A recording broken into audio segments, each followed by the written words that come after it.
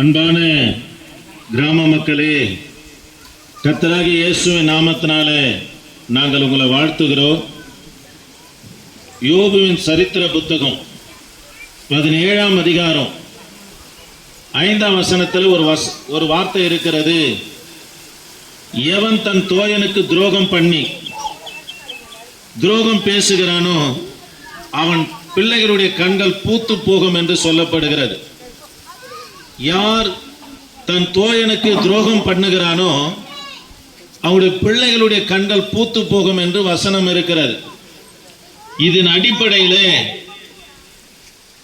நிஜமாய் நடந்த ஒரு சம்பவத்தை உங்களுக்கு முன்பதாக ஒரு குறு நாடகமாக பிள்ளைகள் நடிக்க இருக்கிறாங்க.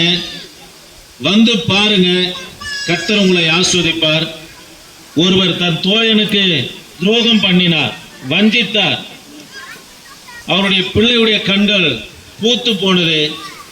ஏன் இப்படி ஆனது என்று தெரியாது இருக்கும்போது ஒரு ஊழியக்காரன் வாயிலாக சத்தியத்தை அறிந்து தன் தோழனுக்கு துரோகம் செய்தனே என்று சொல்லி தன் பாவங்களை அறிக்கையிட்டார். அவங்க பிள்ளைக்கு 2 கண்களும் தெரியும்படியாக கர்த்தர் உதவி செய்தார். இதை குறித்து தான் ஒரு நாடகமாக போட இருக்கிறோம். இது நிஜமா நடந்த சம்பவம். கேளுங்க, கர்த்தர் உங்களை ஆஸ்வதிப்பார். பாருங்க. சொல்றா சோம்பேறியா, எப்படி இருக்கிறா? சோம்பேறியா? ஒழுங்கு மாதிரிதான் எங்க அப்பா பேர் கூப்பிடுறான். உங்க அப்பா போற போகல ஒரு பேர் வச்சுட்டு போயிடுவான். அது என்ன கூப்பிட சொல்றியா? சோமசுந்தரம். இது ஒரு பேர், இது என் வாயில கூப்பிட சொல்ற நீ. டேய், அதுக்கு அந்த புண்ணாக்கு வச்சு போனா அந்த புண்ணாக்கு போய் கேள்றா. சொல்ற நீ ஒரு புண்ணாக்கு, கேட்கற நான் ஒரு புண்ணாக்கு. டேய், நான் உன் பாஸ்ரா.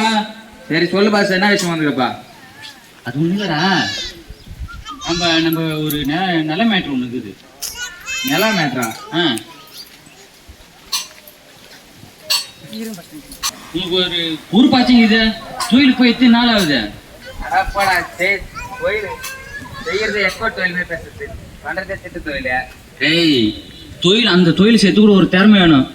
பார்த்தல போன மாசம் வெட்டாந்தாரி நிலத்தை வெறும் காலன்னால தண்ணி வரும், தடிக்கு இந்த பஸ் ஸ்டாண்டு வரும், பின்னாடி பார்த்தா பள்ளிக்கூடம் தெரியும், எட்டி பார்த்தா ஏர்போர்ட் தெரியல சொல்லி இத்தனை போய் சொல்லி ஏமாத்துனேன். அதுல வந்து அட்வான்ஸ் எல்லாம் இன்னும் 10,000 நொட்டுனது. இதுல என்ன பத்தி பேசுற நீ? சரிதான் பாஸ், நொட்டினதான். நீ திறமைசாலி தான், ஒத்துக்கிறேன்.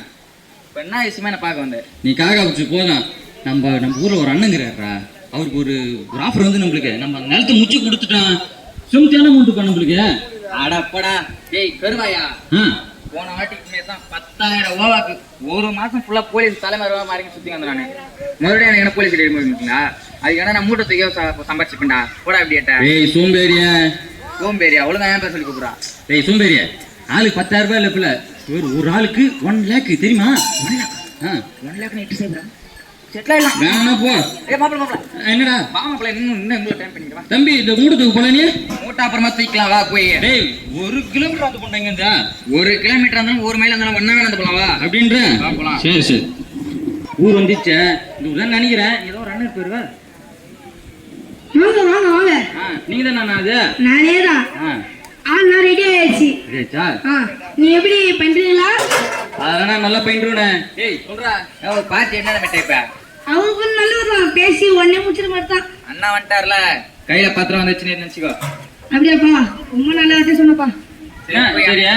பாத்தியா ரெடி ஆச்சா? நான் யார்கிட்ட உட்காந்து எனக்கு கூட்டணும் அவங்கள. நான் தான் போய் கூட்டாரன் பைக்கிப்பா. சரி யார் நேரத்தை எடுத்து ஆள் வந்துடுறாங்க, சீக்கிரம் வா. சரி வா தம்பி, போலாம். பஸ் வேண்டாம், பஸ் ஹலோ, என் அண்ணன் வந்துடுறான் பஸ். சரி குந்துப்பா. எப்ப உனக்கு இறங்குது குந்த வேண்டியதானே? என்னால முடியாது. சரியா? இங்க பாருண்ணா, இந்த நிலத்தை நீ விட்டுற. அவனுக்கு என்ன சொல்றேன், இந்த நிலம் பேரு வெட்டாந்தேரா நிலம், ஒன்னும் வேலையாது. நீ இன்னும் போர் பாயத்துல போட்டாலும் தண்ணி வராது. அத்த ஒண்ணா அக்கத்துல பக்கத்துல சொல்றாங்க. அந்த நேரத்துல சூனியம் வச்சுக்காங்களாம், வீடு கட்டினா கூட ஓடு நிக்காது. இங்க பேரு குடும்ப நாசமா போடும். இதெல்லாம் உனக்கு எதுக்கு? அவன் தம்பிக்கு போட்டான், உன் தம்பிக்கே போயிட்டான். விட்டுட்டு போயிடு. என்ன சொல்ற? என் தம்பிக்கு கொடுத்துரும்பா. அப்படியா?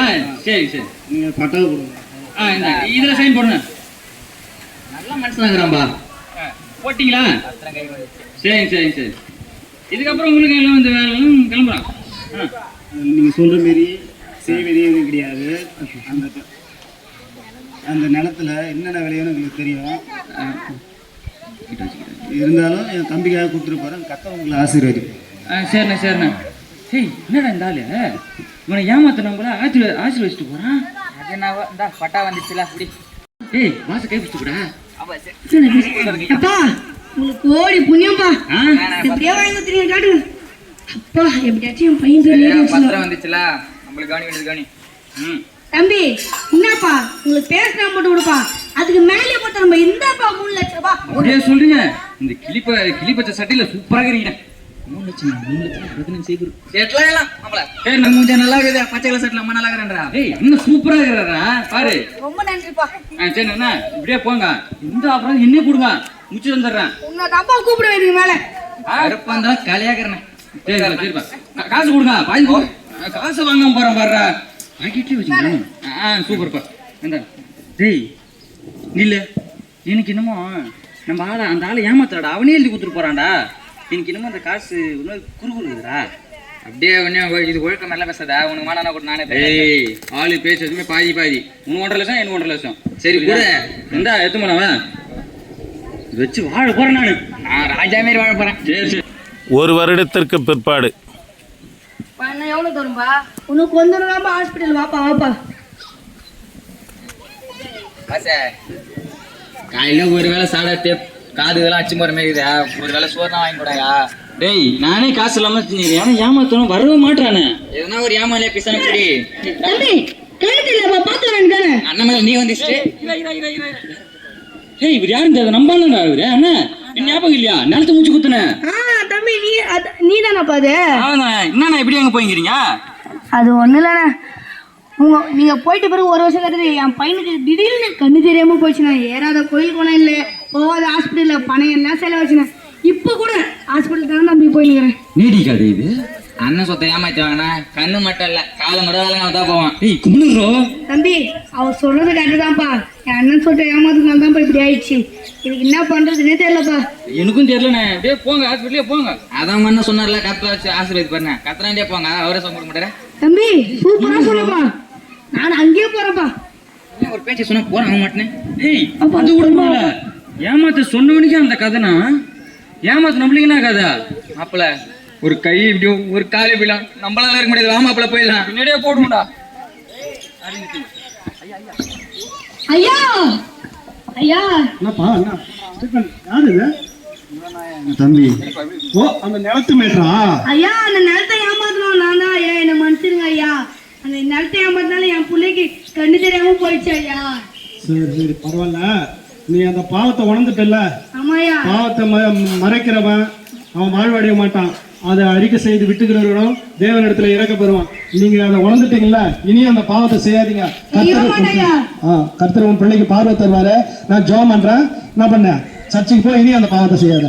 ஐயா ஐயா ஐயா நாங்க ஏமாத்து சொன்னோம் ஐயா. வந்து பாருங்க நல்லா ஐயா நாங்க தான் ஏமாத்துனது. நாங்க நிறைய பாவம் பண்ணோம். எங்களும் கர்த்தரே மன்னிப்பாருப்பா. இனி அந்த பாவத்தை செய்யாதீங்க. ஜெபம் பண்றேன். சர்ச்சுக்கு வாங்க. கர்த்தருடைய வார்த்தையின்படி நடந்து கொள்ளுங்க. உங்களே கர்த்தர் ஆசீர்வதிப்பார். என் தேவனே பிள்ளைகளை ஆசீர்வதிங்கப்பா. இனி இந்த பாவத்துல இந்த வழியில போகாதபடி தேவ சித்தத்தின்படி கர்த்தர் வழி நடத்துங்கப்பா. பிள்ளைகளை கருத்துல ஒப்பு கொடுக்கிறோம். தாழ்த்தி வழிமைக்கிறோம். இயேசுவின் நாமத்தில் ஆமென். அப்பா எனக்கு கண்ணு தெரியுதுப்பா. ஏசுவே அப்பா என் பிள்ளைக்கு கண்ணு தெரியுது. ஏசப்பா நீ தான்ப்பா உண்மையான தெய்வம். நான் ஓட ஏசப்பா வெளியே போலாம்பா வாப்பா.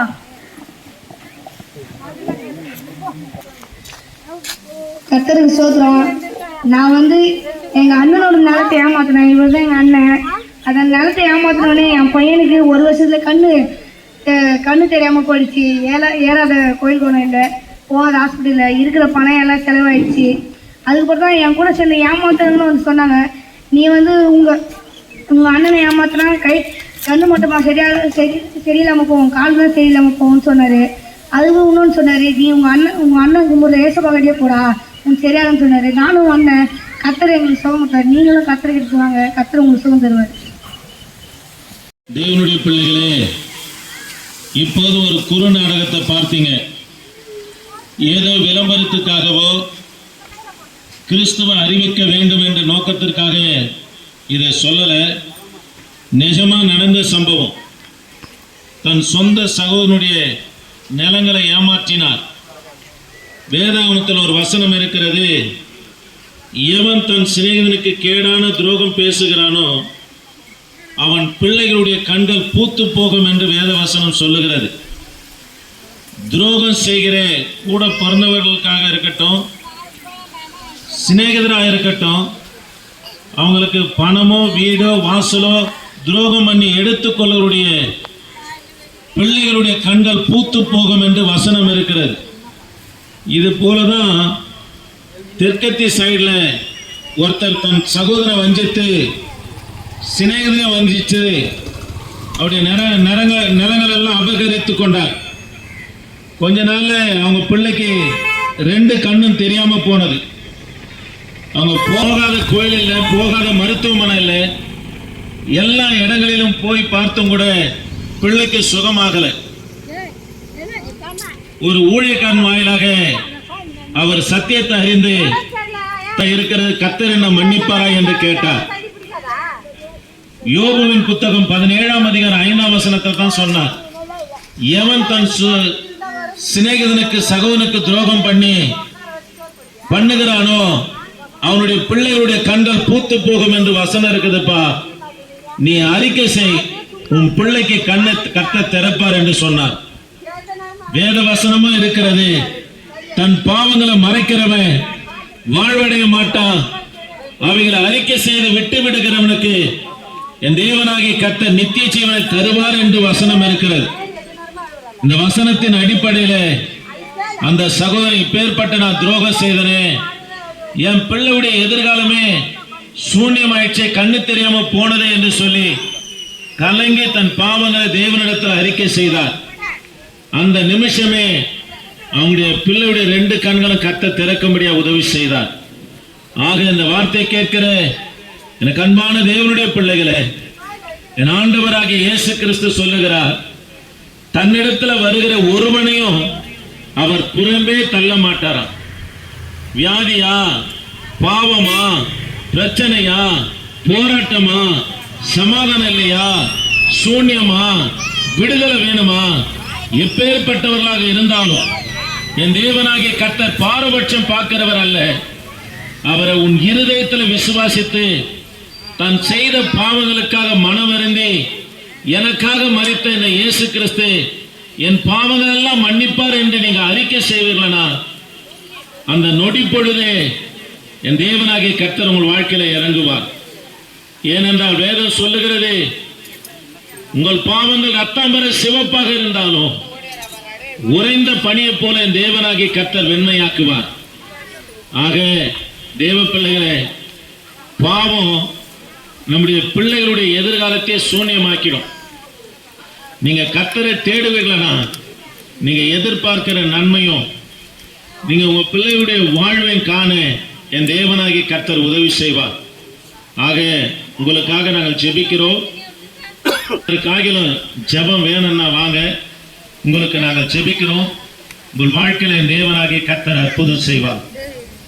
ஆண்டவரே, இந்த வார்த்தை கேட்ட இந்த சின்ன களக்காடி கிராமத்தை இந்த ரத்தத்துல வைத்து ஜெபிக்கிறையா, கர்த்தர் நீங்க ஆசீர்வதிங்க, ரட்சிங்க, தொடர்ந்து உமது கரந்த இடத்துல இருக்கட்டும். இயேசு நாமத்தில் ஜெபிக்க நல்ல பிதாவே, ஆமென். பிரைஸ்